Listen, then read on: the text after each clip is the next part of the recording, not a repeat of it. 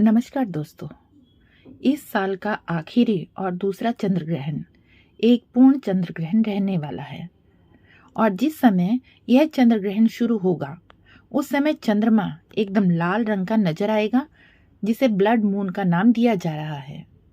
और साल का दूसरा और आखिरी चंद्र ग्रहण इस बार 7 सितंबर को भाद्रपद पूर्णिमा के दिन लग रहा है और इस दिन रविवार है। भाद्रपद पूर्णिमा का व्रत इस दिन रखा जाएगा। इसी दिन से पितृपक्ष की शुरुआत भी हो रही है। ऐसे में जब ग्रहण लगता है तो इसका सबसे बुरा प्रभाव गर्भवती महिलाओं या गर्भ में पल रहे शिशु पर पड़ सकता है और इसलिए कहा जाता है कि ग्रहण के समय गर्भवती महिलाओं को घर से बाहर निकलने से बचना चाहिए। और इस बार चंद्र ग्रहण के दिन न केवल ग्रहण ही लग रहा है बल्कि मृत्युलोक में वास करने वाली भद्रा भी लग रही है और यह दोनों ही समय बहुत ही अशुभ माने जाते हैं। तो चलिए आपको बताते हैं चंद्र ग्रहण कब से शुरू होगा और कब समाप्त होगा। भारत में ये चंद्र ग्रहण दिखाई देगा या नहीं और सूतक काल कब से लगेगा। ग्रहण के समय या ग्रहण के बाद गर्भवती महिलाओं को क्या करना चाहिए। क्या सूतक काल की अवधि से लेकर ग्रहण के शुरू होने तक गर्भवती महिलाएं अन्न आदि का सेवन कर सकती हैं, पानी पी सकती हैं या नहीं। यह वीडियो आपके लिए बहुत ही महत्वपूर्ण होगी। वीडियो को आप ध्यान से पूरा जरूर देखिएगा। इस बार भारतीय समय के अनुसार 7 सितंबर यानी रविवार को रात 9:58 से चंद्र ग्रहण प्रारंभ हो रहा है, जो कि देर रात यानी 8 सितंबर सोमवार को 1:26 पर यानी रात्रि 1:26 तक होगा। तो यह रविवार की मध्यरात्रि का समय ही रहेगा और तब यह ग्रहण समाप्त होगा। जो चंद्र ग्रहण होता है उसका सूतक काल 9 घंटे पहले शुरू हो जाता है। तो भारतीय समय के अनुसार हमारे देश में 7 सितंबर रविवार को दोपहर 12:58 से चंद्र ग्रहण का सूतक काल भी शुरू हो जाएगा और ग्रहण की समाप्ति के साथ सूतक काल भी समाप्त हो जाता है। क्योंकि यह चंद्र ग्रहण हमारे देश में दिखाई दे रहा है, ऐसे में सूतक संबंधी नियमों का पालन भी हमारे देश में किया जाएगा। और जब सूतक काल प्रारंभ हो जाता है उसी समय से हमारे धर्म के अनुसार मंदिरों के कपाट बंद कर दिए जाते हैं। खाने पीने की चीजों में तुलसी के पत्ते या कुशा आदि डाल दी जाती है। नहाने आदि के पानी में पहले से ही तुलसी की पत्तियां डाल दी जाती हैं। गंगा जल मिलाकर रख दिया जाता है। ग्रहण के समय तुलसी की पत्तियां या कुशा नहीं तोड़नी चाहिए, इसलिए ग्रहण लगने से पहले ही आप तुलसी की पत्तियां तोड़कर रख लें। क्योंकि रविवार का दिन है और इस दिन भी तुलसी के पत्ते नहीं तोड़े जाते, तो ऐसे में आप बड़ी आसानी से तुलसी के गिरे हुए पत्ते उठाकर उन्हें इस्तेमाल कर सकते हैं। तुलसी के पौधे के आसपास से पत्ते उठाकर पानी से धोकर इन्हें खास तौर पर अगर गर्भवती महिला घर में है या बच्चे या बुजुर्ग आदि हैं तो उनके आसपास तुलसी जी को जरूर रखें। वो भी सामग्री शुद्ध मानी जाती है, जिससे ग्रहण का प्रभाव पड़ने से बच जाता है। उस सामग्री को आप अपने पास रखें या कोई धार्मिक पुस्तक को इस दौरान आप अपने पास रख सकते हैं। तो इस बार मृत्युलोक की भद्रा 6 सितंबर शनिवार की देर रात 1:42 से शुरू होकर 7 सितंबर को दोपहर 12:43 पर समाप्त होगी। यह समय भी बहुत अशुभ माना जाता है। इसके अलावा इस बार 6 सितंबर शनिवार से ही मृत्यु पंचक भी प्रारंभ हो गए हैं। 5 दिनों तक चलने वाले मृत्यु पंचक के दौरान भी कोई शुभ काम करने की मनाही होती है। तो यह समय कुल मिलाकर देखा जाए तो अशुभ रहने वाला है। इसलिए जहां तक हो सके आप इस समय कुछ सावधानियां अवश्य बरतें, जैसे कि गर्भवती महिलाओं को जिस समय से चंद्र ग्रहण प्रारंभ होगा, अर्थात जब शाम को चंद्रमा आसमान में दिखाई देने लगे तब से लेकर रात को चंद्र ग्रहण की समाप्ति तक, जहां तक हो सके चंद्रमा की रोशनी में आने से बचना चाहिए। जहां तक हो सके घर से बाहर ना निकले। घर के खिड़की दरवाजों पर पर्दे लगा दें। ऐसा मान्यता है कि ग्रहण की किरणें गर्भ में पल रहे शिशु को नुकसान पहुंचा सकती हैं। जब भी ग्रहण लगता है तो सबसे ज्यादा परेशानी गर्भवती महिलाओं को होती है। लेकिन आपको विचलित नहीं होना है, तनाव में नहीं आना है, क्योंकि यह एक वैज्ञानिक घटना है, यह घटित होती ही रहती है। बस आपको अपने मन को शांत रखना है, ताकि ना तो आपका ब्लड प्रेशर हाई हो, आपको मानसिक तनाव हो, और आप शांत मन से जिस भी देवी देवताओं को, जिस भी धर्म को आप मानते हैं, उसके अनुसार आप अपने मन में जो भी इष्ट देवी देवता हैं उनका ध्यान करें, या फिर कोई धार्मिक पुस्तक का पाठ भी आप कर सकते हैं, उसको पढ़ सकते हैं।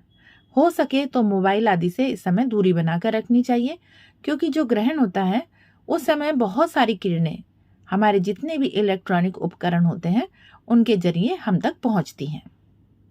और अगर किसी कारण से आपको ग्रहण के दौरान घर से बाहर निकलना भी पड़े तो अपने शरीर को, आंखों को पूरी अच्छी तरह से ढककर कवर करके घर से बाहर निकलें, और आंखों पर चश्मा लगाकर जाएं, ताकि ग्रहण की जो किरणें हैं वह डायरेक्ट आपके शरीर पर ना पड़े। और चंद्रमा को आपको डायरेक्ट आंखों से भूलकर भी नहीं देखना। ग्रहण के समय गर्भवती महिलाओं को अपने इष्ट देवी देवता का ध्यान ज्यादा करना है, और सबसे अच्छा है कि इस समय मंत्र जाप करना चाहिए। मंत्र जाप करने के अलावा आप ग्रहण शुरू होने से पहले गंगा जल मिले पानी से स्नान जरूर कर लें। और ग्रहण की समाप्ति के बाद, क्योंकि देर रात में ग्रहण समाप्त होगा, तो रात में स्नान करना आपके लिए पॉसिबल नहीं होगा, तो अगले दिन जितना जल्दी हो सके सुबह उठकर गंगा जल मिले पानी से स्नान अवश्य कर लें। और उसके बाद जो भी शुद्धि आदि वाले कार्य होते हैं, पूजा पाठ, मंदिर में प्रतिमाओं को स्नान कराना आदि, और वह आप काम कर सकती हैं। इस समय आपको अपने हाथ से कुछ ना कुछ दान की सामग्री भी अवश्य देनी चाहिए। कहा जाता है ग्रहण के समय दान करने से जो फल मिलता है उसकी तुलना किसी अन्य दान से नहीं की जा सकती। वैसे तो सूतक काल से ही नियमों का पालन प्रारंभ हो जाता है, लेकिन बहुत सारी ऐसी माताएं बहनें होंगी, ऐसी महिलाएं होंगी जो इस समय घर से बाहर हों, अकेली हों, जिनकी मदद करने वाला घर परिवार में कोई ना हो। और अगर कोई महिला प्रेग्नेंट है तो कैंची, सुई या चाकू आदि का प्रयोग करने से आपको बचना है, क्योंकि सूतक काल की अवधि बहुत लंबी है। कोशिश करें सूतक काल में यह सब चीजें आप इस्तेमाल ना करें। बहुत जरूरी हो तो आप किसी और की मदद ले सकती हैं। अब रही बात, क्या आप सूतक काल में सो सकते हैं? क्या गर्भवती महिला सूतक काल की अवधि में कुछ खा पी सकती हैं? तो देखिए, सूतक काल में क्योंकि आप गर्भवती हैं, यदि आपको खाना पीना त्यागना होगा तो आपके होने वाले शिशु पर इसका विपरीत प्रभाव पड़ सकता है। तो आप भोजन, पानी, हल्का फुल्का जो भी कुछ लेना है वह इस दौरान आप लेती रहें। पानी ज़्यादा से ज़्यादा पिएं, अपनी दवाई आदि टाइम से लेते रहें, लेकिन जिस समय से ग्रहण शुरू होने वाला है उससे 2 या 3 घंटे पहले से हो सके तो आप कोई ठोस चीजें ग्रहण करने से बचें, भोजन आदि करने से बचें। बहुत ज़्यादा जरूरी हो तो आप लिक्विड चीज़ों का सेवन इस दौरान कर सकते हैं। कुछ ही समय की बात है, तो 2-3 घंटे का समय इस ग्रहण को लगेगा। तो ग्रहण की समाप्ति के बाद आप गंगा जल आदि छिड़क कर उसके बाद जो भी खाना पीना है वे आप कर सकते हैं। लेकिन जिस सामग्री में आपने तुलसी के पत्ते या कुशा आदि डाली हुई है, ग्रहण की समाप्ति के बाद पहले उसे निकाल कर फेंक देना चाहिए, और बाद में ही उन रखी हुई चीजों का सेवन आपको करना है। हो सके तो ग्रहण के समय जो चीजें बच जाती हैं उनका सेवन गर्भवती महिलाओं को करने से बचना ही चाहिए। अब बात आती है कि इस समय क्योंकि नकारात्मक ऊर्जा ग्रहण के समय वातावरण में बहुत अधिक फैली हुई होती है, तो कुछ लोग हो सकता है कि आपको नुकसान पहुंचाने के उद्देश्य से कोई तांत्रिक उपाय करने की सोच रहे हैं। तो सभी लोगों को और खास तौर पर गर्भवती महिलाओं को एक बात का विशेष ध्यान रखना है कि आपको अपने पहने हुए वस्त्र, अपनी पहनी हुई कोई भी चीज या अपने हाथ से कोई भी ऐसी चीज जो आपने इस्तेमाल की हुई हो, किसी भी ऐसे व्यक्ति को देने से बचना है। ग्रहण के समय लेन देन करने से जहां तक हो सके बचे। खास तौर पर ना तो किसी को आपको कर्ज देना है और ना ही किसी से उधार लेना है। और इस बार का चंद्र ग्रहण कुंभ राशि और पूर्व भाद्रपद नक्षत्र में लग रहा है, जिसके कारण कुंभ राशि के जातकों को इस ग्रहण के समय खास सावधानी बरतने की सलाह दी जा रही है। इस चंद्र ग्रहण को हमारे देश के अलावा अंटार्कटिका, पश्चिमी प्रशांत महासागर, ऑस्ट्रेलिया, एशिया, हिंद महासागर, यूरोप, पूर्वी अटलांटिक महासागर में देखा जाएगा। अगर हम अपने देश की बात करें तो उत्तर भारत में 7 सितंबर को लगने वाला चंद्र ग्रहण दिल्ली, लखनऊ, चंडीगढ़, जयपुर में दिखाई देगा।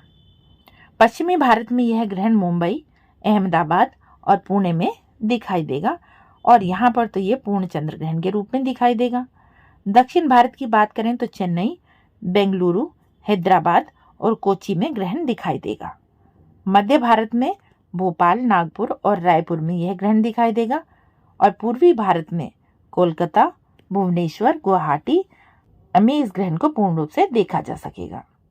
अब जब हमारे देश के इतने सारे हिस्सों में ग्रहण दिखाई दे रहा है तो ऐसे में सभी लोगों को, चाहे आपके क्षेत्र में, आपके शहर में ग्रहण दिखाई दे या ना दे, आप सभी को सूतक संबंधी नियमों का और ग्रहण संबंधी नियमों का पालन अवश्य करना चाहिए, क्योंकि ग्रहण चाहे कहीं भी लगे, कहीं दिखाई दे या ना दे, उसका कुछ ना कुछ विपरीत प्रभाव जीवन पर जरूर पड़ता है।